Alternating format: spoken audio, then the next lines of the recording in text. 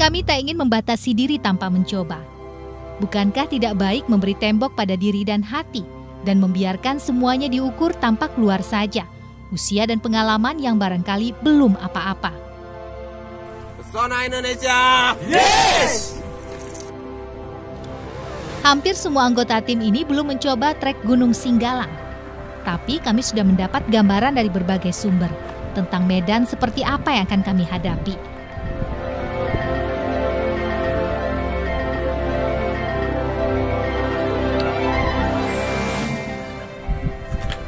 Bismillahirrahmanirrahim, kami mulai perjalanan. Tidak jauh dari posko Pandai Sike, kami sudah ditantang dengan medan jalan kecil yang lebih pasti disebut aliran air dari atas gunung.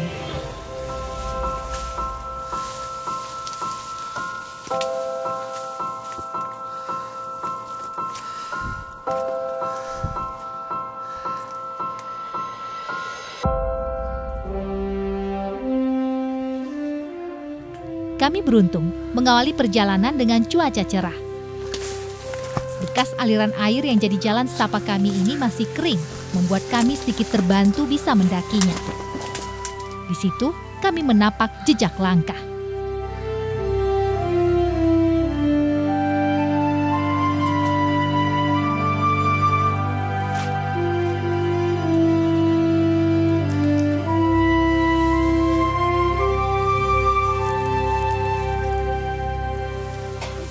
Tak banyak jalur yang benar-benar kami sebut mendaki.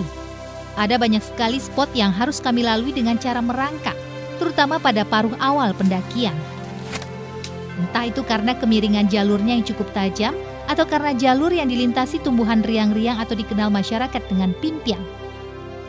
Tanaman pimpiang yang mirip bambu kecil itu melintasi jalur, sehingga menyerupai lorong atau terowongan alami berlantaikan tanah merah. Sungguh satu pemandangan yang jarang sekali kami lihat ada pada gunung-gunung lainnya.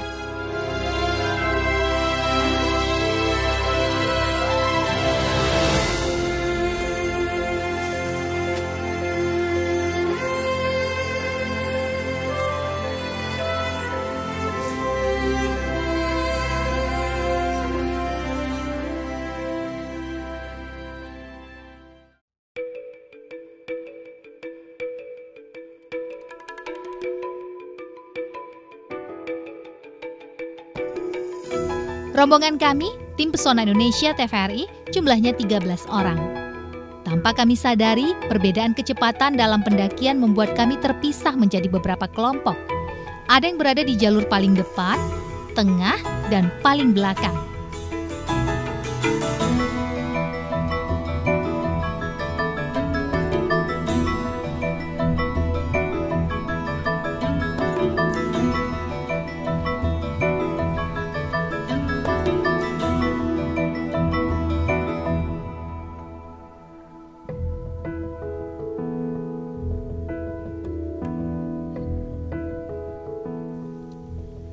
Sebetulnya ini sesuai strategi pola perjalanan kami yang sudah diatur oleh leader, sang pemandu kami mendaki.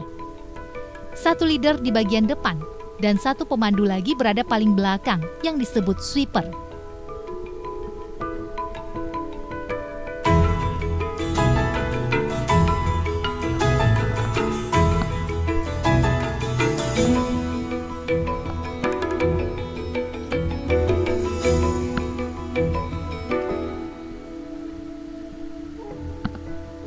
Anggota dengan kecepatan paling rendah diletakkan pada barisan tengah agar tak terlalu ketinggalan jauh, menjadi patokan agar yang paling depan juga tidak terlalu meninggalkan. Ada pelajaran yang saya petik dari sistem ini, bahwa ada masanya dalam hidup ini kita mengatur langkah.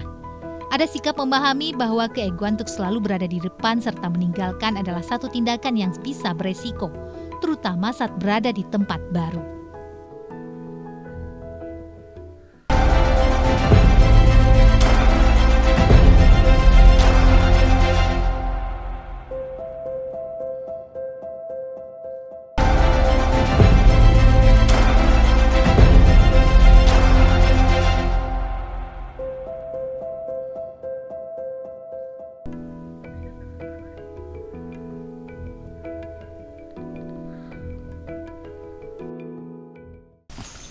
Oke Bi, kita udah nyampe nih di sumber air 1 Gunung Singgalang, pos 1 Singgalang. Biasanya kalau para pendaki di Singgalang nih berhenti di sini nih buat istirahat, buat ambil air gitu.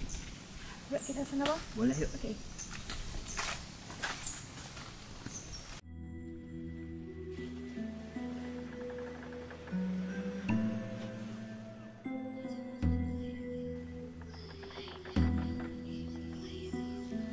Gunung Singgalang mempunyai kawasan hutan gunung yang sangat lembab. Banyak menyimpan kandungan air, sehingga persediaan air cukup melimpah bagi para pendaki. Gunung Singgalang yang terletak di Kabupaten Agam dan Kabupaten Tanah Datar, Sumatera Barat, merupakan gunung berapi yang sudah tidak aktif. Gunung ini merupakan salah satu dari 3 gunung yang berdekatan, sehingga biasa disebut Triarga, Marapi, Singgalang, dan Tandike.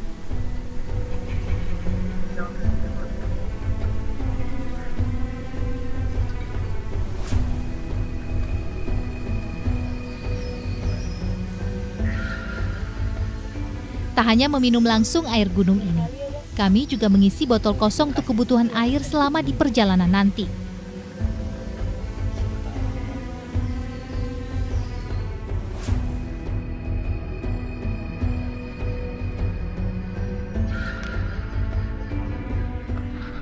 Dibandingkan Gunung Marapi, pendaki di Gunung Singgalang tidak terlalu banyak sekalipun di akhir minggu. Trek yang berat membuat orang berpikir 2 kali untuk mendaki gunung ini, meskipun pemandangannya indah.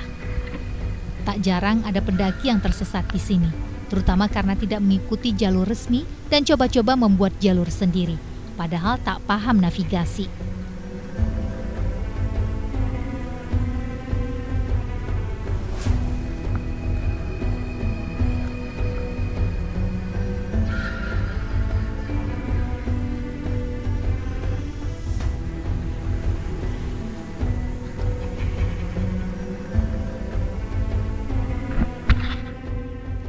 Itulah pentingnya membawa peralatan dan logistik memadai, di samping sang pemandu jalan tentunya.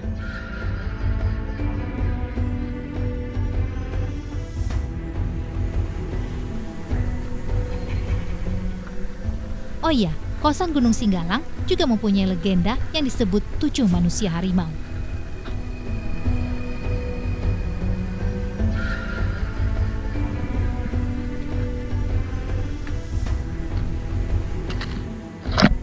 Gunung Singgalang terdapat di Kabupaten Agam, Provinsi Sumatera Barat, punya ketinggian mencapai 2.877 meter. Gunung ini menawarkan 3 jalur pendakian, yakni Toboh, Balingkah, dan Koto Baru.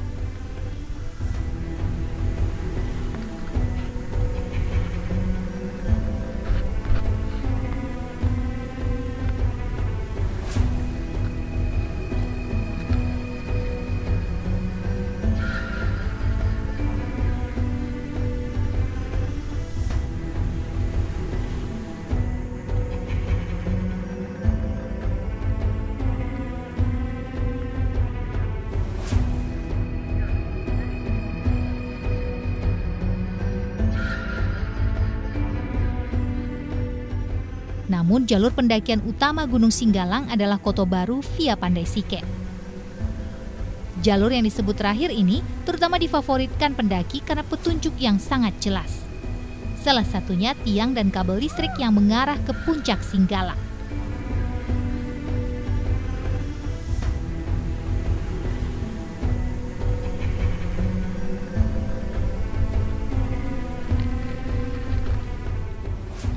Lepas hutan Pimpiang dan Posko 1, kami masuk hutan rimba dan jalan setapak melewati akar-akar kayu. Semakin mendaki, udara terasa semakin menusuk tulang, terutama saat kaki berhenti berjalan. Dari medan perjalanan yang berat dan akar kayu yang membantu ini, kami kembali diingatkan bahwa setiap masalah selalu ada jalan keluarnya.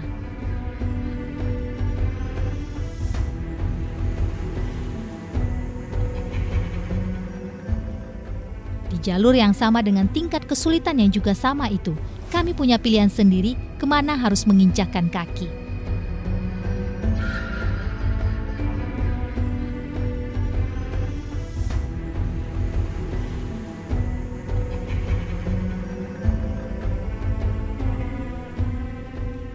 Pendakian normal biasanya membutuhkan waktu 8 hingga 10 jam untuk para pendaki gunung. Namun tidak untuk kami yang umumnya adalah pendaki pemula. Waktu tempuh hingga puncak bisa mencapai 14 jam. Sedangkan ketika hujan turun atau trek dalam keadaan basah, waktu tempuh bisa mencapai 2 kali lipatnya.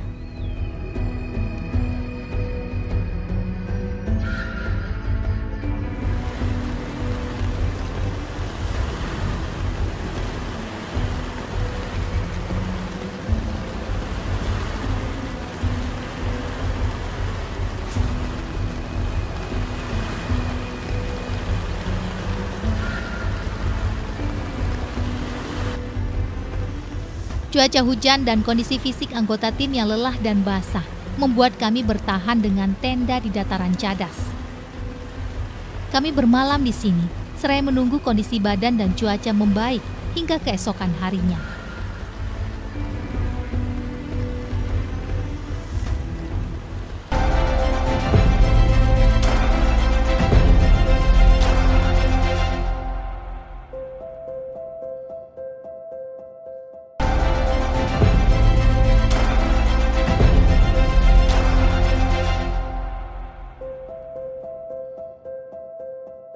Kami sudah bermalam di Cadas dan kami mau lanjut ke Telaga Telaga Dewi. Dewi.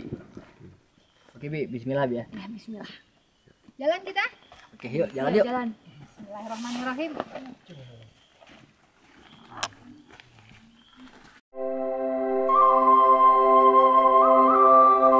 Pendakian dilanjutkan melewati trek Cadas dengan medan bebatuan. Trek yang lebih sulit dilalui karena kemiringan Cadas yang mencapai 75 derajat. Kami bisa membayangkan betapa sulitnya melewati Cadas dengan kondisi fisik yang sudah lelah, kaki yang sudah mulai cedera, dan beban yang terasa makin berat karena sebagian sudah dibasahi hujan.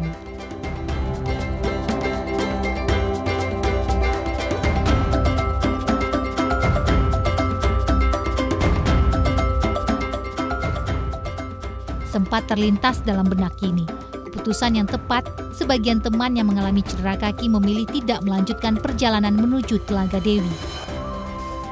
Ditambah lagi, pertimbangan terbesar adalah fisik terbaik untuk turun nanti, karena kami tidak mungkin bermalam lagi di Gunung Singgalang ini.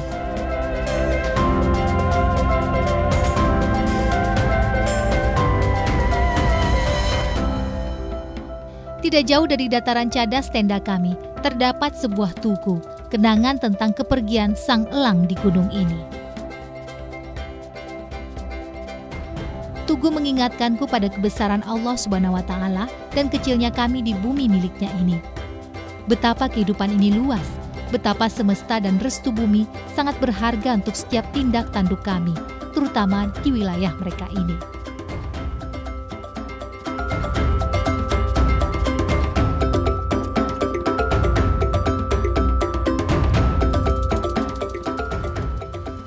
Dua jam mendaki Cadas, akhirnya kami sampai di mulut hutan lumut. Sekarang kita udah sampai di pintu hutan lumut. Gimana kira-kira Bang situasi dan cuaca sekarang? Kalau cuaca insya Allah aman. Aman. Tapi kabut-kabut dikit nggak apa-apa lah. Iya. Bismillah aja kita. Bismillah. Pelan-pelan aja. Iya. Bro. Menuju Telaga Dewi. Bismillah. Kita di pijakan yang aman ya.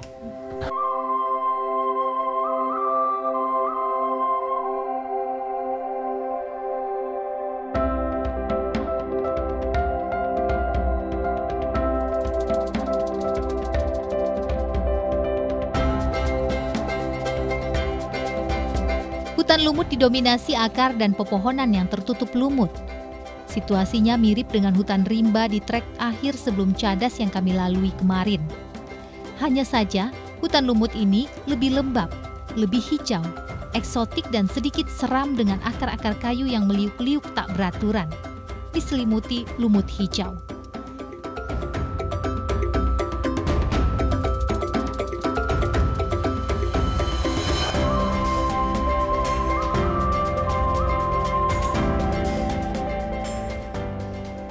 Dalam kondisi pasca hujan seperti ini, pendaki tidak boleh salah melangkah.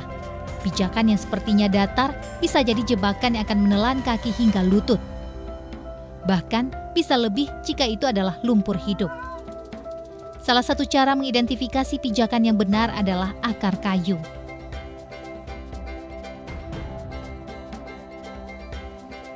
Hutan lumut sebetulnya luas, namun kami tidak berniat menjelajah lebih dalam lagi. Hanya melalui jalur-jalur yang sudah biasa dilewati pendaki. Di sini, kami sempat bertemu dengan 2 pendaki yang sudah bermalam di Telaga Dewi. Kawan, bener banget. Pasti semalam berharap kami sampai sana. Iya. Kami juga berharap begitu. Jadi kan gimana tadi? Di Cadas. Ya, Cadas. Nanti kalau ketemu teman-teman Cadas, salam ya. Siap. Oh, belum. Ada lagi? Ada baru naik? Enggak, nungguin kami sebentar. Syuting, nanti kami turun lagi.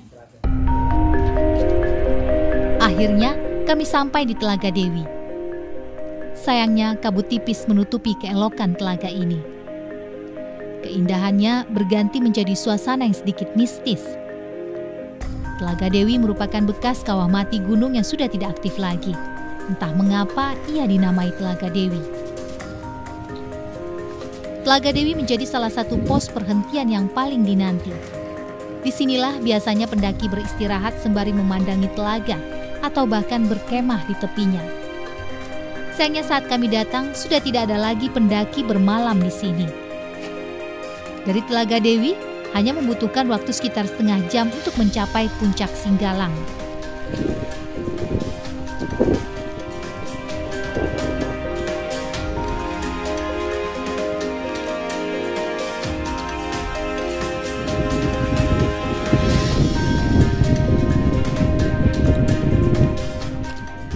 Singgalang 2.877 meter dari permukaan laut.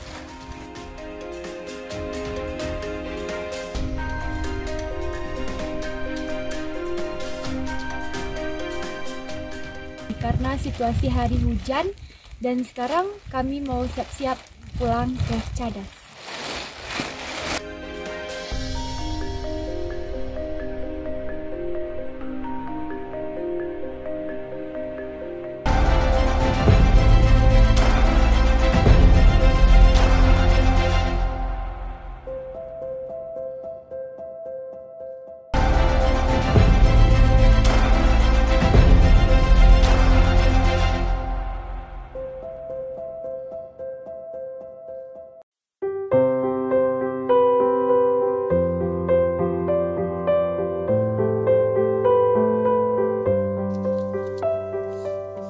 Nagari Pandai Sike salah satu nagari yang ada di kaki Gunung Singgalang ini. Udaranya sejuk, tanahnya subur, ditumbuhi beragam jenis sayuran. Berhubung saya masih berada di sini, hari ini saya sempatkan berjalan-jalan mengenal lebih dekat masyarakat sekitar kaki Gunung Singgalang ini.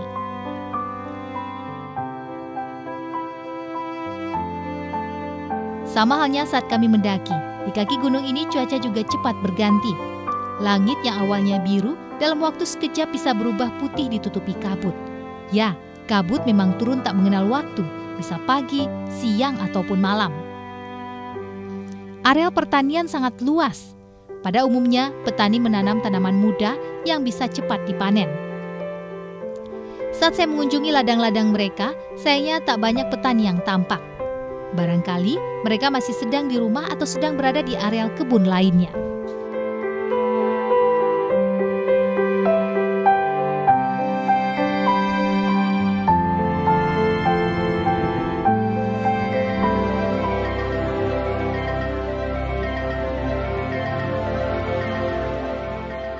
Sedikit menurun dari kaki Gunung Singgalang ada pusat kerajinan Pandai Sike Art, tenun Pandai Sike, sulaman dan bordir.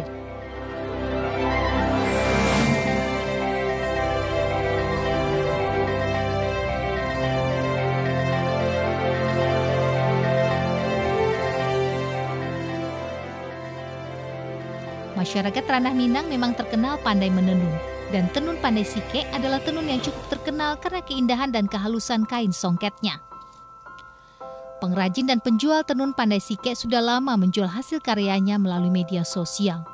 Namun singgah langsung melihat kain-kain indah itu, sensasi yang dirasakan cukup berbeda.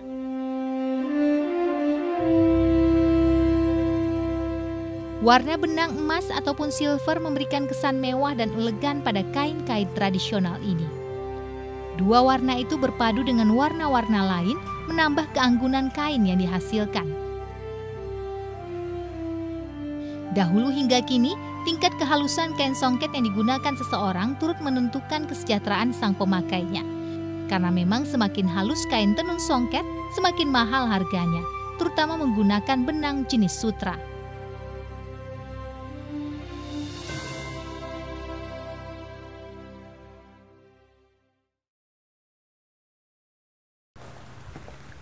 Uni, songket pandai siketnya jenisnya apa aja?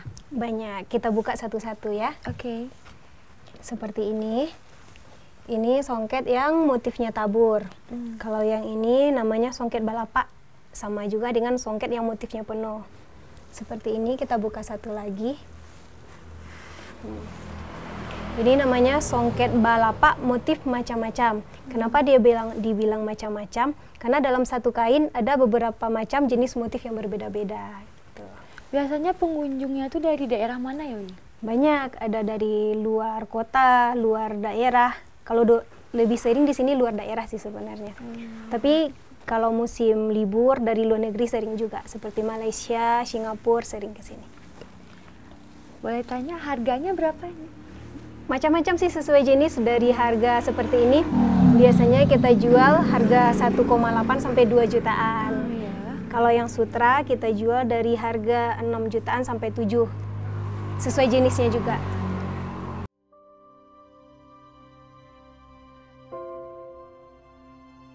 Perjalanan saya beberapa hari ini membuat saya semakin mengagumi betapa hidup ini tidak bermakna jika kita tak mau melihat hal lain di luar sana. Sebagai salah satu penyangga atap langit, Singgalang memberikan pengalaman dan pelajaran baru bagi kami tentang hidup, mengambil keputusan, kesabaran, toleransi dan menghargai, serta saling membantu dan memberi dukungan. Akan ada waktu yang dirindukan, namun tidak dapat terulang kembali, karena setiap momen akan pergi sesuai masanya. Keindahan Tanah Minang tak ada habisnya. Setiap sudutnya punya pesona unik dibalut tradisi yang tak lekang oleh waktu.